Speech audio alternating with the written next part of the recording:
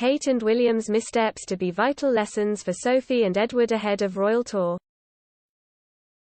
Kate and Prince William's missteps during their latest royal tour will become a vital lesson for the Earl and Countess of Wessex. Ahead of their visit to Caribbean islands later this month, Prince Edward, Earl of Wessex, and Sophie, the Countess of Wessex, are due to travel to the Caribbean on April 22 for a week. The couple is set to visit Antigua and Barbuda, Grenada, St. Lucia, and St. Vincent and the Grenadines. This royal tour follows the many challenges faced by the Duke and Duchess of Cambridge during their own trip to the Caribbean realms. Prince William and Kate were met with protests over slavery and demands for reparations and apology during their stay in Jamaica and Belize.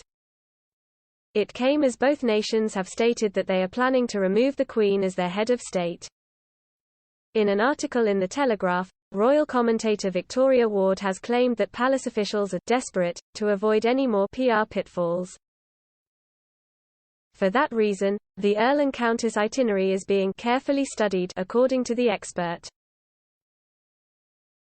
For example, Ms. Ward suggests that Edward and Sophie will be looking to avoid imitating the Queen's gestures in past visits to the area.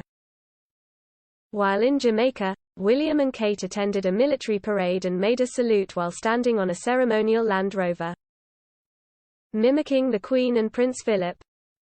Imagery like this is one of the factors that encourage the criticism, according to Ms. Ward. The royal expert said, part of the criticism facing the Cambridge's tour was that there was too much focus on emulating the Queen and the Duke of Edinburgh's hugely successful tours of their day. She added, while the Wessexes will certainly want to ensure the focus remains on the Queen's historic 7-decade reign, any potential plans to echo their movements in Grenada by greeting the crowds in an open-top car, as Her Majesty and Prince Philip did on their first visit to the country in 1966, will have been quietly shelved. Regarding potential challenges in St. Lucia, the royal expert argued that the risk might be limited as the local authority there has not been as vocal as other Caribbean nations on the issue of becoming a republic. Ms. Ward concluded that although the upcoming tour is hoped to fly under the radar, lessons must be learned since the eyes of the world will be upon them.